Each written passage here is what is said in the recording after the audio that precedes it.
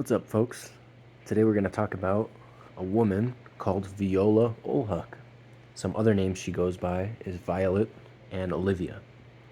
Um, Now, this woman, as far as I know, and as far as I was told, is married to Saif Olhuck, and as far as I noticed as well. Now, somewhere around the year, let's say 2017, Viola Olhuck, the first time I saw her was when I was visiting a man, Saif Olhuck. He told me his name was Safir Huck at the time. He had a pseudonym because he was planning on robbing me and he was concealing his identity. And so he went by the name Safir Huck, but really his name is Saif Olhuck. Now, I was visiting him. He wanted me to come over and take a look at his car. His door got scratched, and I told him to watch some YouTube videos and fix the scratch in his door. Instead, he went to Ace Hardware and bought some like 100 grit sandpaper and just like put a bunch of other scratches into his door because he was gonna try to peel the paint off, and it was just a hilarious mess. And so I was gonna visit him and take a look at that. And so it wasn't like some sort of visit where, um, he was somehow, being polite and inviting me over for a visit. Um, it was, as per usual, me being involved in his life to help him out. And at that point, he had a messed up Honda Accord door, and he wanted me to come fix it. So I went to his neighborhood, which is somewhere in Awatuki, like on the backside of South Mountain that everybody's used to. Basically, it's on the other side, and winding roads, a ton of mansions, and his neighborhood. It was a gated community, and it's basically a gate with a code and a long road, and he was at the top of that long road. The road curves, so he's kind of like at the corner of a almost cul-de-sac, and that detail is important, right? He's at the top of this long road, and there's a gate at the bottom, and there are homes all along this road. And so I get to the gate, I enter the code he gives me, the door barely opens, and so I, park my car at the gate because the gate is like barely opening and then closing. I would punch in the code. I run inside when the gate barely opens, and then I ring his neighbor's doorbell, the first house next to the gate, and I'm like, hey, the gate's not exactly working for me. Could you help me get inside? And the person that answered the door is a pretty woman, and she has a very recognizable look to her, and and that's something I mentioned to Saif ul Haq later on. I was like, by the way, the woman that answered the door, very pretty. Now, that woman in that neighborhood that answered the door is Viola ul Haq. And this was many years ago, and he didn't know that I have good memory, and so he thought I would have forgotten her. But as it turned out, what they told me is that entire neighborhood is their development, and that entire development is filled with houses, and all of those houses are occupied by folks that they are friends with and that are involved in their little military squadron, their intelligence community efforts, and their effort to rob me of my Yankee white security clearance compensation. And evidence of this is the fact that he planted his wife at that door to help me get inside. He wasn't answering his phone. He wasn't answering his texts. Me going inside and knocking on a door was my last resort. And it was all planned out. And he wanted to see my reaction to his woman, who he was hiding the identity of her being his woman because obviously he's trying to rob me. He's even hiding his own identity by going by a different name. At the time, he wasn't wizened up enough to actually wear a mask, and so whatever, I don't care. So yeah, and then I go up the road and I hang out with him, blah blah blah. So that's the first time I meet Viola ul Haq. She's concealing who she actually is, how she's associated with Saif ul Haq, and so is he. And so it's not the first time that she's involved in our lives and trying to pretend to be something that she isn't. Now that detail is important.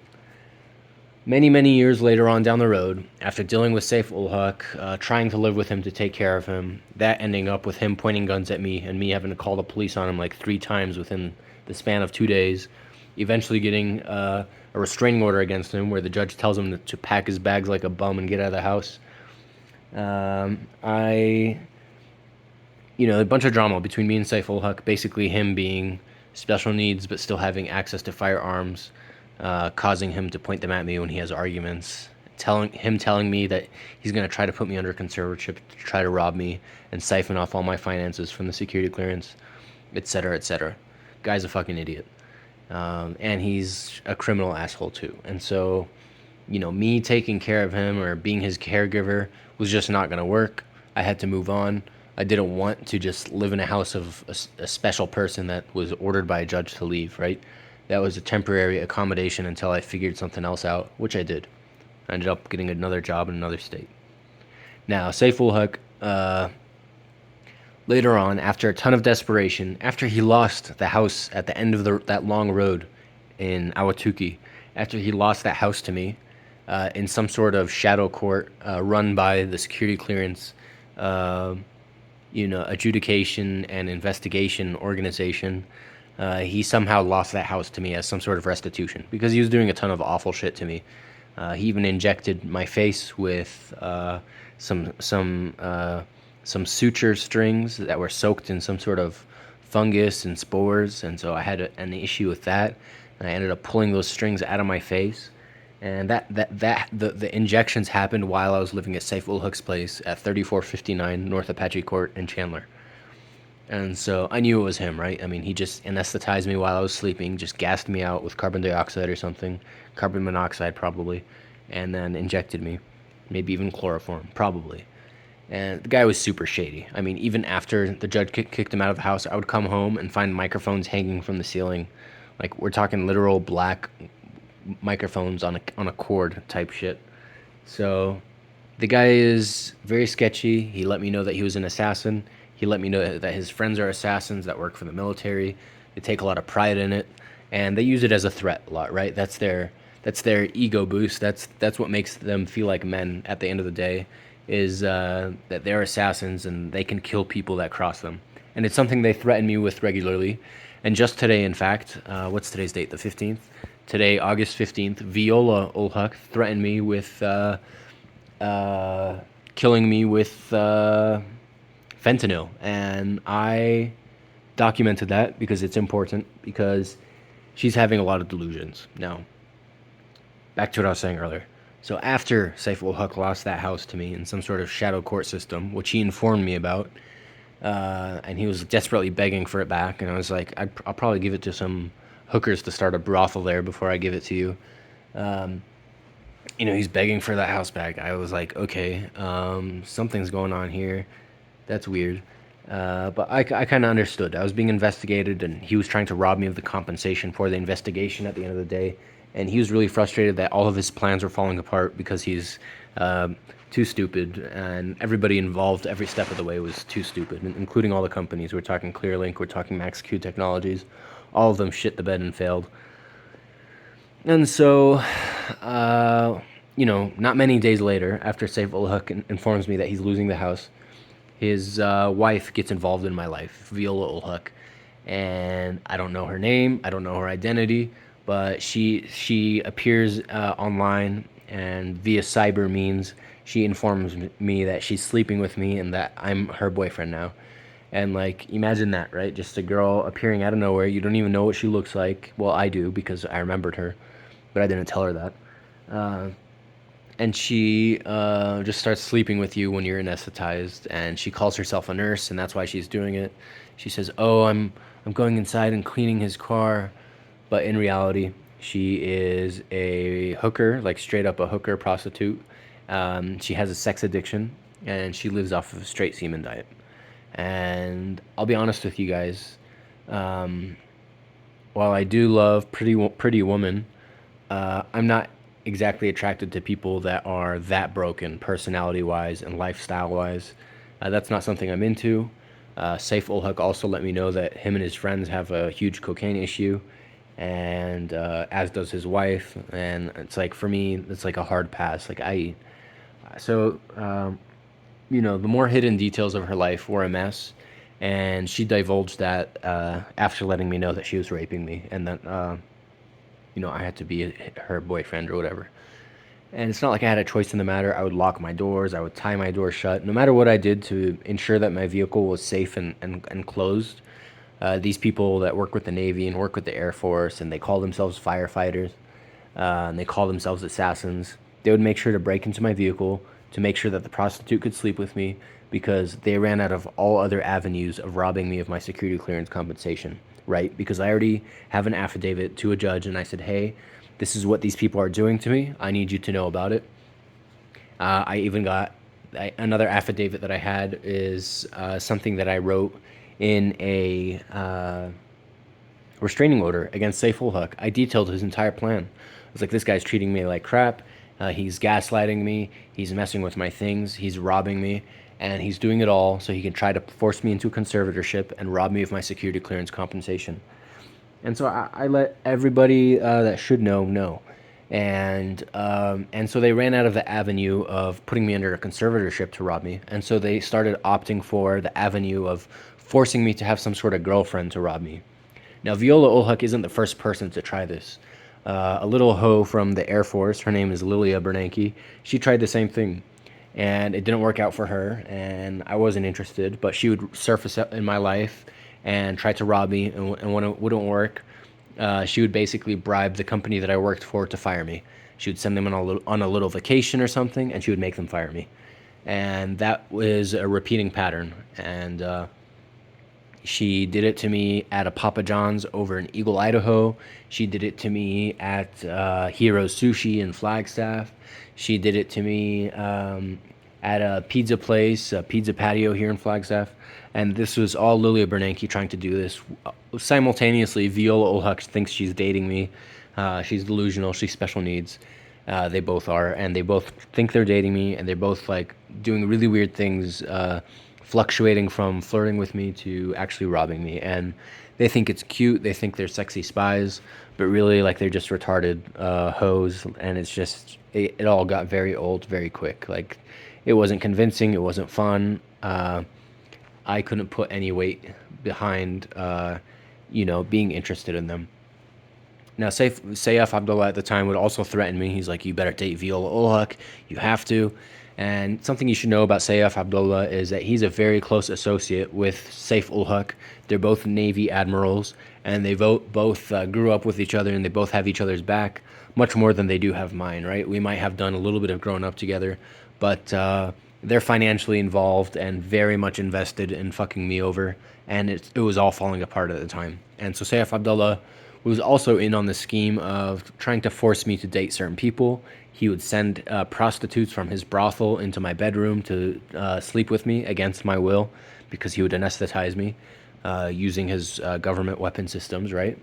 And his prostitute ring was such a huge issue that he actually forced his prostitute into.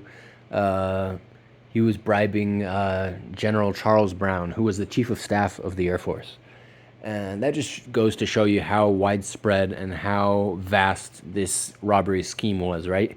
They intended to pork barrel billions of dollars into me and then rob me and then spread it out to everybody and treat it like it was all just a big game. Now, the reason that number is so huge, the reason they're able to justify shit tons of money being owed to me is because they absolutely treat me like shit, and that very same shadow court system opts to designate finances towards me. And so they rape me and they say, oh no, Mo was raped. They're like, oh shit, give him $1 billion. This is like the 20th time you guys do that to him. Unacceptable. $1 billion to him from the government, from the taxpayer dollars, right? And so the losses are socialized and the gains are privatized, right? And so when I'm owed money for damages, which they intend to steal at the end of the day, it comes out of the government's pocket mostly. Sure, from time to time, an asshole or an idiot or somebody with fetal alcohol syndrome will get caught, and they'll owe me their entire house. They'll owe me a shit ton of their finances, right? But usually the fact of the matter is that I'm owed regardless because it's a government process, the security clearance investigation process. And so when I'm going to be paid regardless, it comes out of taxpayer dollars. So those losses from our government are socialized, and the gains are privatized. These people that are robbing me, these people that scheme, they have an entire neighborhood built with huge houses just for them. These people that are scheming, their gains are privatized, and when they run the mental hospitals that they force me to go into, they that because they own them and because they run them, such as Ahmed Abdullah over at CBI. At the time, I think he went by the name Jacob. And then you have folks like Muhammad Hassan, who also worked at CBI and forcefully interned me in their mental hospital so they could try to force me into a conservatorship. And they have some sort of marketing campaign with Tesla, and they made me leave in a Tesla, except instead of letting me order my own taxi or my own ride, they're like, no, you have to get in this Tesla. We're ordering an Uber for you. And so it was all really shady and really sketchy, right? Um, and so they do things like that. They privatize the gains by having a monopoly on the entire process. They own the mental hospitals. They actually operate as police officers. They put on police uniforms and arrest you against your will if you dare report what they're doing to you, this entire scheme that they're up to. And it's a whole big mess. And so, shit, I derailed from talking about Viola Ulhuk and how big of a bitch she is. Where was I? Yeah, so the house was given to me basically, and Saif ul Haq and his wife were desperately trying to take that house back. And one of those individuals who was involved is Viola ul Haq, and she basically was forcefully trying to date me, as was Lilia Bernanke, Ben Bernanke's daughter. And I love the guy, but holy shit, do I hate his daughter. And, my respect for both of them diminished by a lot because it's like, how can I have a relationship with somebody whose daughter I have to smear online justifiably, right? It's not like I'm making shit up. Like, she's actually treating me like shit and trying to rob me. And so it's, it's it's really sad. It's really sad when you got to let go of the idea of somebody, and that her and her family are, they fall into that category. But Saif ul Haq, I kind of figured out he was a gigantic piece of shit a long time ago, as was his family. They basically just bribe politicians and live a very luxurious lifestyle, and they wanted to steal the presidency, and it's all a big fucking disgusting mess, and I just want nothing to do with any of them. But yeah, basically, Viola ul Haq, in so many ways, was forcing herself into my life, trying to rob me of my finances to further the security clearance compensation theft effort, but also trying to pretend that somehow, some way, she was my girlfriend, because since they lost that avenue of the security clearance compensation theft via putting me under conservatorship, they were opting for the relationship avenue. Now, that same court system, they're able to argue, hey, I'm in a relationship with this individual. I'm bearing a lot of the weight of the security clearance compensation process because we're partners.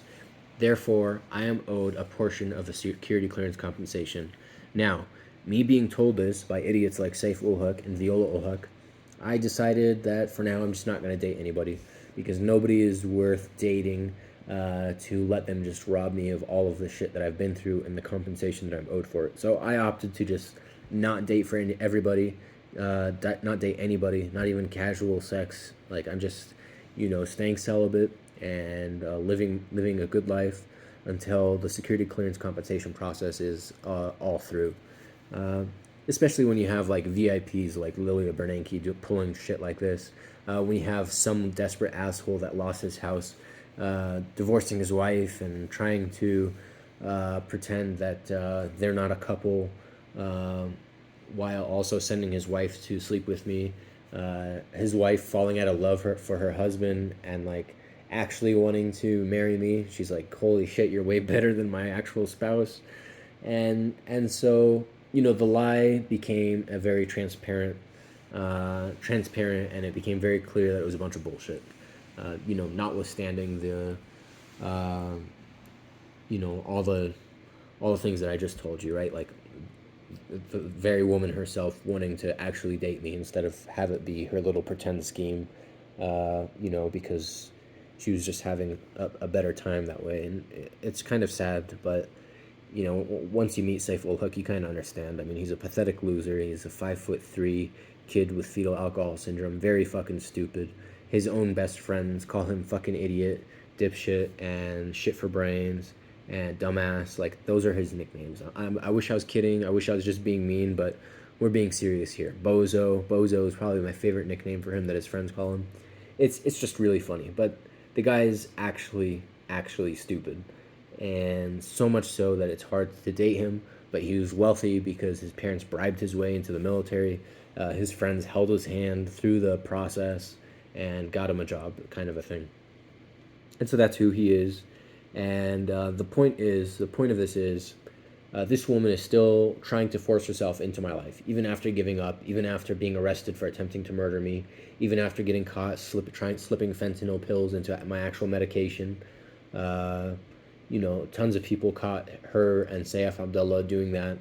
And now that I kind of somewhat sort of tangentially caught up with a childhood friend via cyber means. And I'm not even dating her, but to be honest, she's very beautiful. She's very sweet. Like, holy hell, whoever has her is lucky. I think she might be dating somebody. I think I forgot to ask, but the point is, Viola Olhuk is resurfacing. She's like, no, he's mine. She's like trying to do the whole claim him thing that girls do sometimes. And it's like, I know what you're doing. You're trying to like mark your territory. It's very fucking weird. Don't do that. Get out of my life. This is like the second time I have to post a video about how delusional and annoying and legitimately retarded she is. Like, her and Saif ul Haq really do belong together.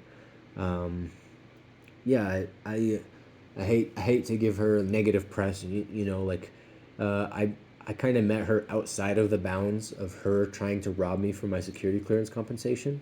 I was like, man, if you weren't being a criminal asshole to me, like, I would actually want to date you. I would actually want to be your friend. But that just isn't the case, right? She's still trying to pull a fast one on me. She's still trying to rob me of my compensation by claiming that I was dating her, or that I will date her. It's like, it's absolute desperation. It's very pathetic. It's very fucking sad. And here's my claim to the world that I don't intend on dating anybody, or even having casual sex with anybody until this process is through, because it's just another desperate avenue.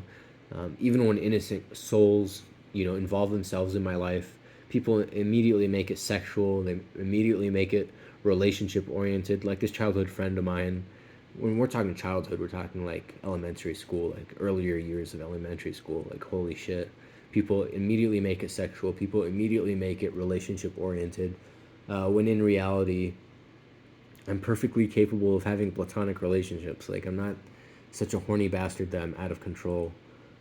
I may be young and in my prime, but I just keep that kind of stuff to myself where appropriate, and I keep it between somebody trusted when appropriate, if I am going to go about those sorts of things. But this just isn't the time in my life where any of that's possible. And I'm perfectly capable of, keeping my legs shut. And a lot of other people in my life are perfectly capable of that too. And it's just a monument of this other individual's, addiction issues. And we're talking sex addiction, like, straight up. She wants to be involved with me again. She's making posts about murdering me if I don't date her. She's like, may he rest in peace. He took his medication and died from fentanyl again. And it's all easily traced back to her. It's not a secret. And she's gone down for something similar before. I wouldn't be surprised if she went down for it again. Her boyfriend is like breaking into my house. Her husband is breaking into my house and threatening my life. And so it's like, you don't want these people to face permanent consequences, but everything seems to be pointing in that direction. Like, you could treat this like it's some sort of purge where everything is acceptable and they have qualified immunity, but then they do things that have more immediate permanent consequences. and you really can't save people from their own stupidity, right? I mean, these are special needs people that were uh, being kept afloat by the medical community, by their personal communities for so long, and it seems like that's coming to an end. It seems like you can only keep somebody on life support for so long, and that seems to be the case for them. And I did my best. I literally documented my journey of me doing my best with Saif ul Haq. I took care of him since his college days. I literally, would clean up his house and stuff and just be like a caregiver, a mental health coach for him when I lived with him. I was vetted by his entire Pakistani community. His wife loved me so much that she wanted to marry me. Like, I don't think I'm the bad guy in this scenario. I think I'm just dealing with people whose lives are falling apart by their own doing, and they want to take it out on me. And one of the reasons I wanted to make this video is for my childhood friend, my childhood friends. It's like, hey, I'm sorry you have to deal with this individual. I'm sorry you have to deal with these things that are happening. No, I can't date right now. Even, that conversation never came up, but even if it did, like, just now is not the time. Sorry. Um, I hate to make things weird and jump into these conversations, but other people are making it very weird because they're desperate and they're kind of pathetic losers, and this isn't their first rodeo of conducting themselves with that amount of desperation. And so I hope this serves as uh, a well-rounded foray into my involvement with folks like Viola ul Haq and Saif ul Haq, and basically all the hoes that throw themselves at me through my security clearance process. I'm doing my best. I'm trying to live my best life. Uh, I'm definitely vulnerable to very beautiful women, but I have to pick my battles, and right now I've decided to pick zero battles. So, thanks for tuning in. I appreciate you hearing me out. Thank you.